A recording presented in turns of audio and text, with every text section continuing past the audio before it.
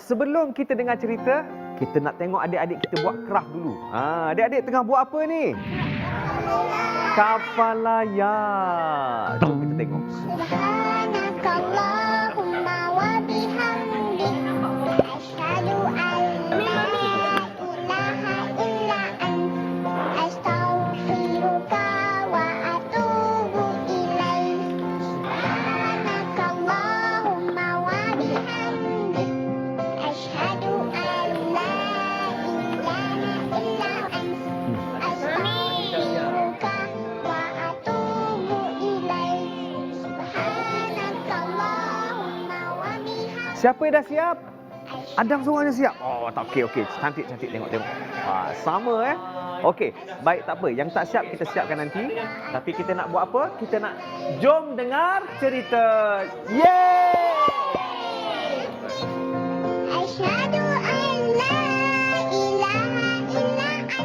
Alhamdulillah. Inilah kapal layar dah siap pun. Cantik tak?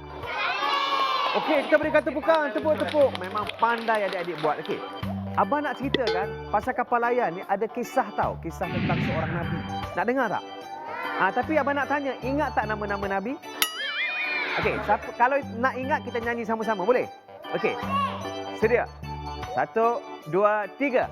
Adam, Idris, Nuh, Hud, Saleh, Ibrahim, Lut, Ismail, Ishak, Yakub, Yusuf, Ayub, Syuaib, Musa, Harun, Zulkifli, Daud, Sulaiman, Ilyas, Ilyasa, Yunus, Zakaria, Yahya, Isa, wa akhiru khatimul anbiya. Tepuk. Wow. Sedap suara adik-adik macam kumpulan nasyid dah. Okey, kisah pasal kapal layar ni kisah tentang seorang Nabi namanya Nabi Nuh. Nabi Nuh ni Nabi yang ketiga, Rasul yang ketiga. Kisah tentang Nabi Nuh ni, masyarakat maksudnya pada waktu Nabi Nuh ada ni, Nabi Nuh diutuskan ni, pengikut-pengikut dia tak ramai. Orang tak nak ikut dia. Kenapa? Sebab masyarakat pada masa tu terdiri daripada orang kaya ni, kebanyakan mereka sembah apa tahu? Sembah berhala. Mereka tak sembah Allah. Mereka sembah berhala. Berhala ni macam-macam bentuk. Berhala ni patung. Dia buat patung, lepas tu dia sembah. Kan? Sampai satu masa dia sembahlah macam orang sembahyang. Kan? Dia sembah. Kemudian sampai satu masa bila dia boring, dia rasa bosanlah patung ni, dia tukar patung lain pula. Bila tukar patung lain, dia sembah pula patung tu. Akhirnya Nabi Nuh mengajak masyarakat pada masa itu untuk sembah siapa? Allah. Tapi kan Nabi Nuh buat macam-macam usaha dakwah kan. Ajak orang untuk sembah Allah. Bayangkan selama-lama 950 tahun Nabi Nuh buat dakwah, ajak orang sembah Allah. Yang ikut Nabi tahu berapa orang? 100 orang saja. Orang tak nak ikut. Kenapa 100 orang je? 100 orang saja yang percaya Nabi Nuh. Kan? Jadi Nabi Nuh rasa kecewa. Kan? Buat dakwah ramai-ramai, lama-lama tak ada orang ikut. Tak sampai 100 orang. Jadi Nabi Nuh pun kecewa. Apa Nabi Nuh buat? Nabi Nuh pun tadahkan tangan. Nabi Nuh minta dengan Allah, "Ya Allah, aku dah kecewa sangat ni. Orang dah tak nak ikut aku. Ya Allah, kau berikanlah azab kepada kaumku yang tak nak ikut aku." Kan? Dia minta Allah seksa kaum dia yang tak nak ikut Nabi Nuh. Akhirnya Nabi Nuh Allah buat apa? Allah perintahkan Nabi Nuh untuk buat apa tahu? Buat kapal. Kan? Buat kapal. Jadi Nabi Nuh pun kumpulkan pengikut dia dan kumpulkan bahan-bahan untuk buat kapal. Nabi Nuh cari satu tempat di hujung kampung yang jauh sikit daripada orang. Kenapa Nabi Nuh nak cari hujung kampung? Supaya kaum dia tak datang hina dia, tak ejek dia. Kan? Jadi dia buat secara tersembunyi. Jadi dikumpulkan bahan, dikumpulkan tukang kayu. Tukang kayu tu untuk buat kapal. Dan tukang kayu ni juga adik-adik, siapa yang bantu? Malaikat Jibril tolong ajar. Akhirnya dia buat kapal, siang malam buat kapal. Akhirnya siaplah kapal tersebut. Kapal tersebut sangat cantik dan besar. Sangat besar. Kan?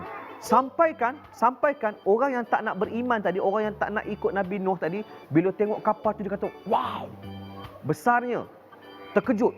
Tapi walaupun terkejut, dia tetap tak nak ikut Nabi Nuh. Dia tetap tak nak beriman pada Allah. Jadi walaupun macam tu, bahkan mereka ni ejek lagi Nabi Nuh. Nuh, kau kata kau Nabi, kau kata kau Rasul, sekarang kau jadi tukang kayu pula buat kapal. Dia hina Nabi Nuh. Kan? Nabi Nuh pun diam. Tak apalah. Akhirnya bila kapal tu dah siap, Allah perintahkan kumpulkan semua pengikut Nabi Nuh.